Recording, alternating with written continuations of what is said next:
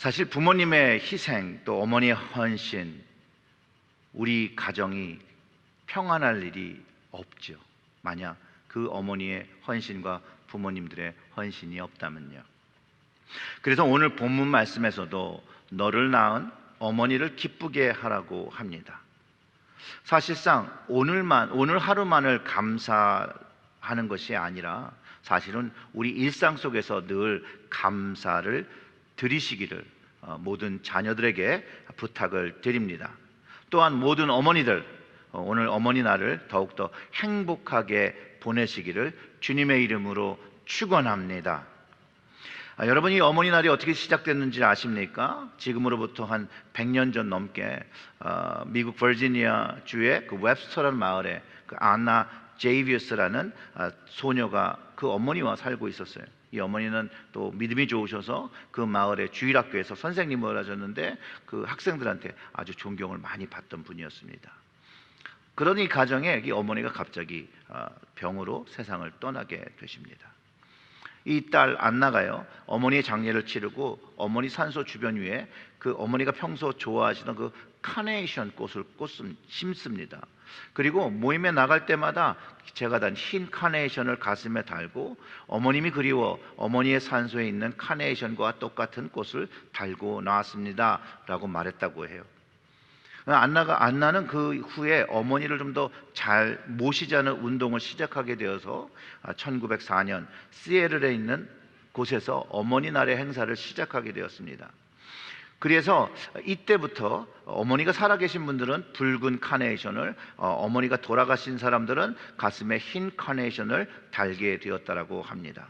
그 후에 미국에서 1913년부터 매년 5월 둘째 일요일에 어머니 날로 정하고 이게 세계적으로 이제 알려지게 됐습니다. 즉 어머니의 날의 시작은 돌아가신 어머니를 그리워하며 시작되었습니다. 돌아가신 그 어머니를 생각하며 돌아가신 그분을 그리워하며, 사실 후회하기보다는 그리워하며, 또 현재 살아계신 어머니들께 더 잘하고 감사를 드리자는 의미로 이 안나 자비스가 어머니를 위한 시작한 이 운동은 참 아름다운 일이 아닐 수 없습니다.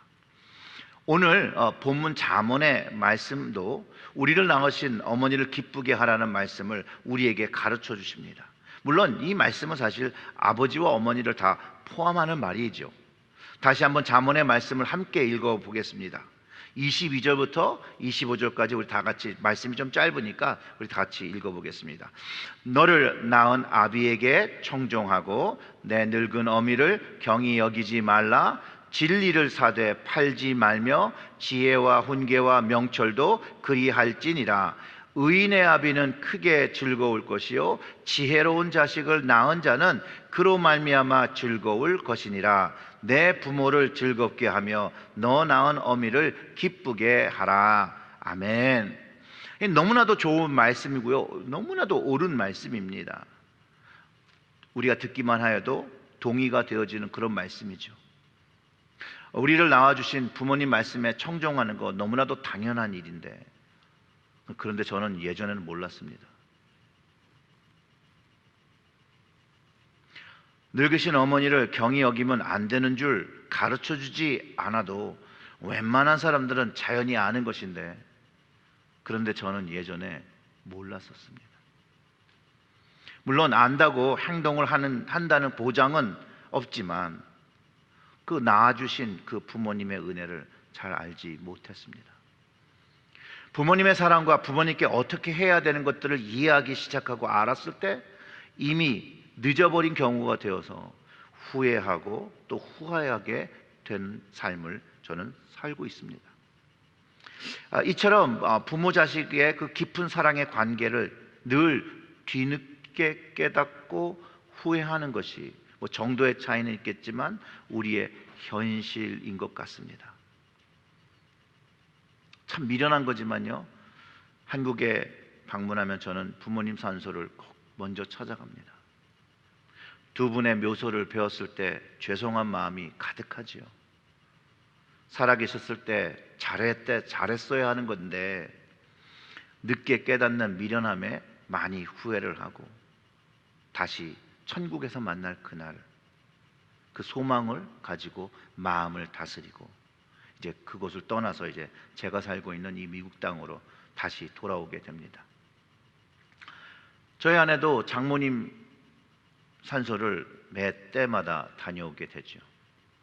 뭐 그 마음에도 늘 마음에 후회와 그리움을 담고 돌아옵니다.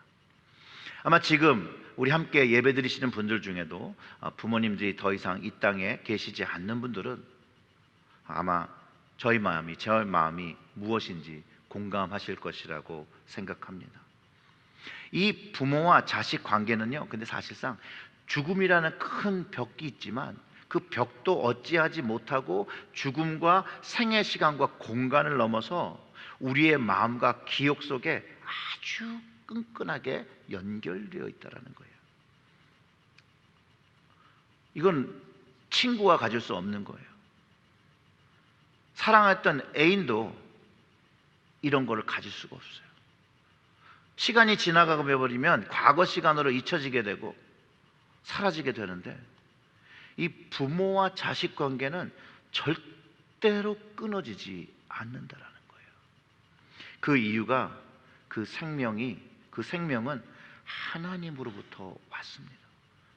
하나님으로부터. 생명은 하나님으로부터 왔습니다. 오늘 잠언의 말씀이 부모님과 우리 관계가 왜 끊어지지 않는 이유를 가르쳐 주는데 그것이 나를 낳았다라는 것이에요. 나를 낳았다. 성경 원문에 이 낳았다는 그 표현은 생명을 주었다라는 말입니다. 생명을 주었다. 즉 부모님의 생명이요, 나에게 온 거예요. 부모님의 생명이 나와서 그분들과 생명을 함께 나누고 있기 때문에 이 생명으로 연결된 이 관계는 끊어지지 않는다는 거예요. 끊어지지 않는다는 거. 부모님 없이 나의 생명이 존재할 수 없기 때문에 우리를 낳은 부모님의 말씀을 청종하고 그 생명을 주신 그 부모님, 특히 늙어가시는 그 어머니와 아버지를 경히 여기지 말라고 성경이 가르쳐주고 있다는 거예요.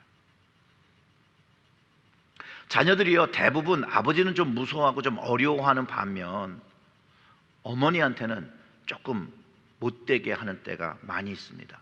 그래서 성경에서도 어머니한테 잘하라고 하는 것 같아요. 그래서 그런지 어머니는 또 아들을 또 어려워한대요.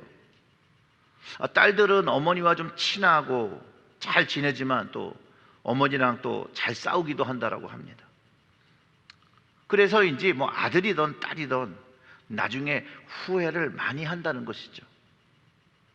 그렇기 때문에 성경은 부모님들이 아무리 나이가 들고 구식이고 지금 현실에 맞지 않는 말을 하시더라도 생명을 주신 그 어머니와 아버지의 말씀을 청종하고 그분들을 경히 여기지 말라고 하는데 이것이 하나님이 정하신 거라는 거예요. 하나님께서 그렇게 하지 말라는 거예요. 우리는요, 하나님께서 주신 생명을 가지고 주님이 만드신 세계와 그분 섭리 안에서 살고 있기 때문에 우리 인간 안에 그 부모 자식 관계 속에서도 하나님을 발견하고 만날 수 있다는 거예요. 왜냐하면 부모님이 우리에게 생명 주신 것이 확실하죠.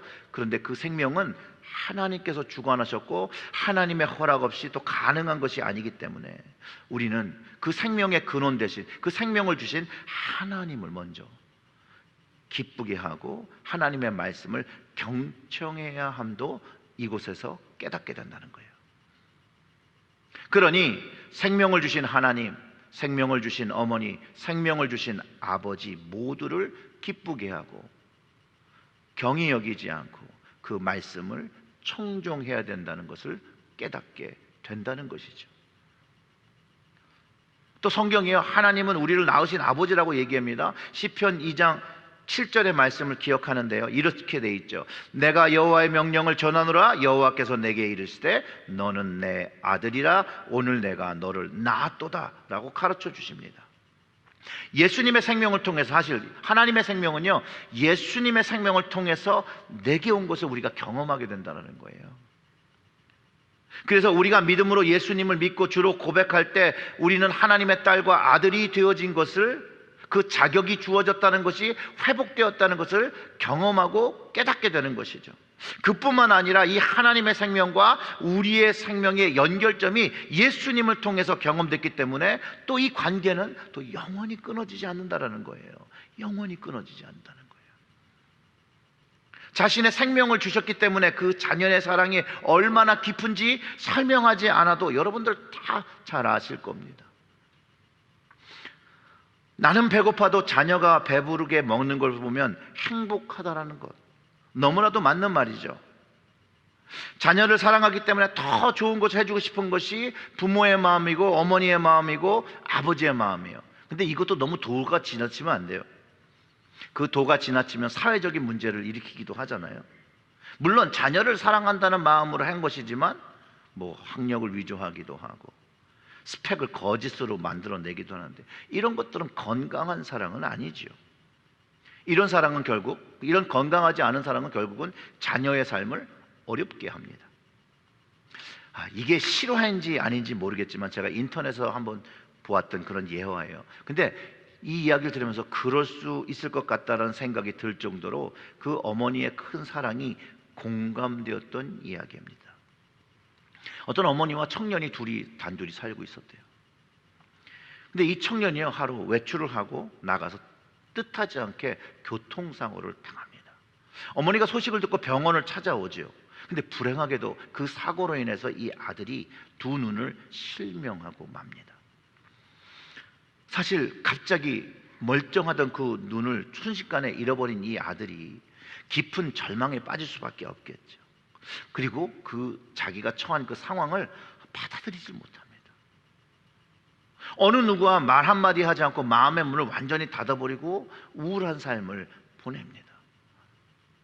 바로 곁에서 그 모습을 말없이 지켜보던 그 어머니의 그 가슴은 말할 수 없이 아프겠죠. 정말 억장이 무너질 겁니다. 그렇게 지내던 어느 날 청년에게 기쁜 소식이 들려옵니다. 이름을 밝히지 않는 누군가가 그에게 한쪽 눈을 기증하겠다라고 했다는 거예요. 하지만 깊은 절망감에 빠진 그는요, 그 사실조차도 기쁘게 받아들이지 못했어요. 어머니가 간곡하게 부탁을 합니다. 그래서 한쪽 눈을 이식 수술을 하고 아들은 붕대를 감고 있어야 했는데, 그때도 자신을 간호하는 어머니 앞에서 이렇게 불평을 합니다. 어떻게 내가 한 눈만 가지고 살아갈 수 있겠는가? 내가 애꾸 눈으로 어떻게 살 수 있냐라고 투정을 부립니다. 어머니는 아무 말도 안 하시고 그 아들의 말을 그냥 들어주기만 합니다. 이제 붕대를 풀게 되는 시간이 되었습니다. 그리고 붕대를 모두 풀고 앞을 본 순간 이 아들의 눈에서는 굵은 눈물방울이 뚝뚝뚝뚝 떨어집니다. 왜냐하면 그의 앞에 한쪽 눈만을 가진 어머니가 애틋한 표정으로 아들을 바라보고 있었기 때문입니다. 그리고 그 어머니가 아들에게 이렇게 얘기합니다. 두 눈을 다 주고 싶은데 그러면 내가 장님 몽둥이가 되어서 너에게 짐이 될 것 같아서 하나밖에 줄 수가 없구나. 어머니의 사랑은 이렇죠. 하나님과 예수님의 사랑도 이렇게 자기의 생명을 주어서, 전부를 주어서 우리를 죄와 사망으로부터 살리셨다는 거예요. 생명을 주셨다는 거예요. 하나님의 사랑이 로마서 5장 8절의 말씀, 우리가 아직 죄인 되었을 때 그리스도께서 우리를 위하여 죽으심으로써 하나님께서 우리에 대한 자기의 사랑을 어떻게 했다고요? 확증하셨느니라. 확증하셨느니라. 이 하나님의 사랑을 알았을 때, 내 죄를 인정했을 때, 나의 죄가 무엇인지를 알았을 때 이 사랑을 알게 되었다라는 거예요. 여러분, 죄를 알게 되면요, 주님의 사랑이 무엇인지 알게 되고 예수님을 주님이라고 고백하게 됩니다. 왜냐하면 내 죄로 인하여 주님께서 그 주님의 전부, 그 생명을 주셨다는 것을 알았기 때문에, 그 사랑을 경험했기 때문에 우리는 변화하기 시작하고 그 사랑에 감동하며 계속해서 살아간다는 거예요. 영원한 그 끈을 가지며 살아가게 되는 거예요. 한쪽 눈을 받은 그 아들, 자신의 부족함과 연약함을 회복시키기 위해서 희생하시는 그 어머니의 사랑을 경험하고 그 어머니를 여러분 더 전심을 다하여 사랑하지 않았겠습니까? 마찬가지로 독생자 되신 예수께서 나를 사랑하셔 자기 몸 버리시고 나에게 생명 주어 살리신 그 구원을 경험한다면 우리가 어찌 하나님과 주님의 사랑에 감동하지 않을 수 있으며, 그리고 그 하나님을, 그 주님을 더욱더 진심으로 사랑하지 않겠습니까? 맞습니다. 예수님이 나의 주님인 것을 깨닫게 되고 하나님의 아버지 되신 것을 깨닫고 그 하나님의 선포로 내가 자녀인 것을, 그분이 우리에게 생명 주신 것, 오늘 그분이 우리를 낳은 것, 생명 주신 것을 깊게 경험하면 우리의 삶은 바뀌게 된다는 거예요. 우리의 마음이 바뀌게 된다는 거예요. 우리는 그 한쪽 눈을 받은 아들의 이야기를 통해서 어머니의 사랑을 경험하게 되고, 우리는 예수 그리스도의 십자가의 이야기를 통해서 하나님 아버지의 사랑을 알게 되는 것이에요. 경험하게 되는 것이에요. 하나님은요, 어머니와 아버지를 허락하시면서 하나님의 사랑을 우리에게 더 깨달을 수 있게, 또 우리에게 자녀를 허락하시면서 하나님의 사랑을 더 깊게 깨닫게 하셨다라는 거예요. 그러니 하나님은 기쁘게 해야 되고 또 부모님도 즐겁게 해드리는 게 생명과 사랑과 그 은혜를 받은 자가 마땅히 해야 된다는 것이에요. 마땅히. 여러분, 하나님을 어떻게 기쁘게 해드리는 방법을 잘 모르신다면 제가 오늘 가르쳐 드렸는데요, 그 오늘이 어버이주일과 어머니 날인 그 관점에서 말씀드리면, 하나님의 말씀에 순종으로 부모님을 기쁘게 하고 즐겁게 해드리면 그게 하나님을 기쁘게 해드리는 것입니다. 아멘. 이 믿음은요, 행동을 요구한다는 거예요. 행동을. 사랑하는 성도 여러분, 생명 주신 어머니와 아버지를 공경하시고 감사드리시기를 주님의 이름으로 축원합니다. 또한 우리에게 자녀를 주신 하나님께도 감사드리시기를 주님의 이름으로 축원합니다. 그리고 예수 그리스도를 통하여 우리에게 생명 주신 하나님 아버지께도 감사와 영광을 돌리시기를 주님의 이름으로 축원합니다. 그리고 오늘 예배를 마치시고 부모님을 꼭 찾아뵙고 또 먼 곳에 계신 분들은 전화를 꼭 드리셔서 안부를 물으시고 감사를 전하시기를 부탁드립니다. 부모님이 한국에 계신 분들은 어제 5월 8일이 이제 그 어버이날이었으니까 아마 그때 전화를 하셨을 거라고 생각이 들고요. 제가 아는 그 이진희 목사님은 자녀들이 어버이날이라고 전화 올 줄 알았는데 아이들이 너무 미국식이라서 오늘 전화 올 것을 기다리고 계신다라고 이렇게 페이스북에 그 강요 아닌 강요를 올리셨더라고요. 혹시 너무 바쁘셔서 아직 전화를 못 드신 분들은 오늘 예배가 끝나고 꼭 하시길 바랍니다. 여러분, 부모님이 살아 계셨을 때 잘해야 되는 거예요. 돌아가신 다음에 하는 건 별 그렇게 큰 의미가 없어요. 제가 한 3년 전이죠, 저희 부모님 산소에 이 본붕이 자꾸 무너져서 대리석 다 깎아내고 대리석으로 바꿨어요. 그러면서 제가 막 흐뭇해했거든요. 그래도 불효자식이 부모님 산소라도 새롭게 바꿔드렸다. 아무 소용이 없는 거예요. 그렇게 뿌듯하게 내려와서 그걸 돌아보고 제가 얼마나 울었는지 몰라요. 미련하게도 좀 살아계셨을 때 잘했어야 되는데. 저처럼 살아생전의 불효함은요, 평생 마음에 짐을 지고 살아가게 됩니다. 물론 부모님도 하늘에서 이해해 주실 걸 믿지만, 그럼에도 불구하고 그 마지막 때 제가 그 기억이 나거든요. 저희 어머니가 막 저랑 통화를 하고 싶다고 저희 누나를 통해서 연락이 왔는데 그 당시에 너무 바빴어요. 너무 바쁘고 개인적으로 너무나도 마음 상태가 어려워서 미루다가 결국 이제 돌아가셨다는 연락을 받았던 것이 이제 가장 후회가 되는 것이 아닌가. 그것이 이제 생각날 때마다 이제 눈물 흘리게 하는 그런 기억입니다. 사랑하는 성도 여러분, 다 저마다 가정에 개인의 사정이 있고 상황이 다 있습니다. 그럼에도 불구하고 나이 드신 부모님께 안부를 전하고 돌보는 것은 자식의 도리인 것을, 그것을 다 하시면요 하나님께서 기뻐하시고 여러분들의 자손들에게 많은 무한한 축복을 주실 것이라는 거예요. 우리는 사랑하는 사람이 우리를 떠나 그 생을 마감했을 때 그제서야 부모님의 귀중함, 그 시간을, 그 사람들과 보냈던 그 시간을 귀중하다는 것을 늦게 깨닫게 됩니다. 우리가 그냥 가족들과 막 이러고 살고 있는 것 같죠? 나중에 돌아보면 다 감사한 일이었던 거예요. 또 그때 막 인생을 살면서 나만 힘들고 어렵게 사는 것 같지만 그렇지 않다라는 거예요. 그래서 놓치는 것이 너무 많다는 거예요. 이때 하나님의 사랑을 경험해야 된다는 거예요.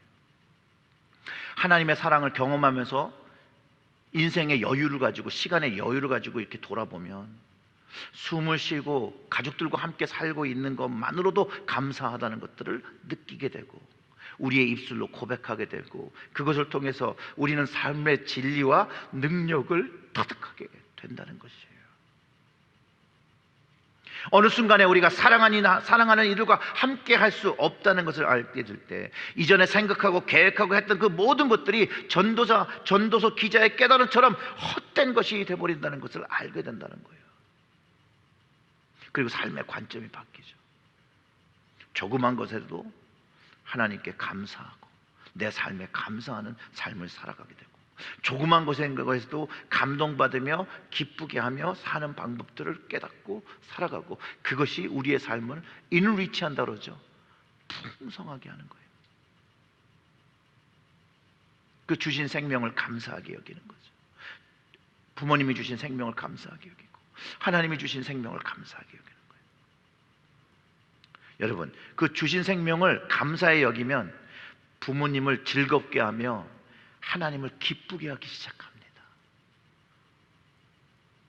잠언 그 말씀 23절과 24절의 말씀은 이렇게 얘기해요. 진리를 사되 팔지 말며 지혜와 훈계와 명철도 그리할지니라. 의인의 아비는 크게 즐거울 것이요 지혜로운 자식을 낳은 자는 그로 말미암아 즐거울 것이니라. 이 말씀의 뜻은요, 생명의 귀중함이 그 어떤 것보다 중요함을 깨닫는 그 진리는 최고의 가치가 있다는 거예요. 그러니 그것을 얻고 누리고 살기 위해서 모든 희생과 가치를 지불하고 한 번 얻은 그 진리를 망각하지 말라라고 가르쳐 주는 것이에요. 그래서 그런 뜻으로 진리를 사고 팔지 말며 지혜와 훈계와 명철도 그리하지 말라고 강조하는 것이에요. 또한 그뿐만 아니라 의인은 진리와 지혜와 훈계와 명철을 찾으면서 그 삶에 적용하는 사람, 그 사람은 부모님만 그렇게 하는 게 아니라 궁극적으로 하나님을 기쁘시게 하는 즐거운 자녀가 된다라는 것이에요. 그 25절의 말씀은 이렇죠. 내 부모를 즐겁게 하며 너 낳은 어미를 기쁘게 하라. 즉 부모님을 즐겁게 하고 기쁘게 하는 것이 하나님의 뜻인 것을 우리 마음에 새겨 넣어야 합니다. 저는 이 말씀을 이렇게도 적용해 볼 수 있다고 생각해요. 내 하나님을 즐겁게 하면 너를 낳으신 하나님을 기쁘게 하라 라고 하는 것 전혀 무리가 없습니다. 에베소서 6장 2절과 3절의 말씀을 참고하면 이렇습니다. 내 아버지와 어머니를 공경하라. 이것은 약속이 있는 첫 계명이니 이로써 내가 잘되고 땅에서 장수하리라. 아멘. 하나님이 주신 계명에 포함되어 있는 그 부모님을 공양하고 잘 공양하고 공경하면 자녀들에게 주시는 축복이 있다는 말씀이죠. 잘되고 땅에서 장수한다는 거예요. 이 말씀을 믿고 여러분 부모님을 공경하고 이 땅에서 잘되고 장수하시는 축복을 누리시기를 주님의 이름으로 축원합니다.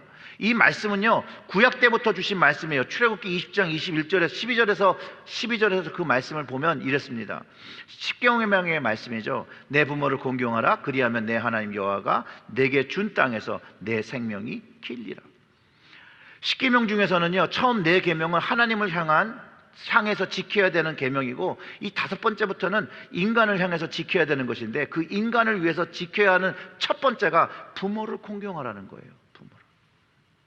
출애굽기 20장 6절의 말씀도 보면 이렇습니다. 하나님께서 이런 약속을 하시죠. 나를 사랑하고 내 계명을 지키는 자에게는 천대까지 은혜를 베푸느니라.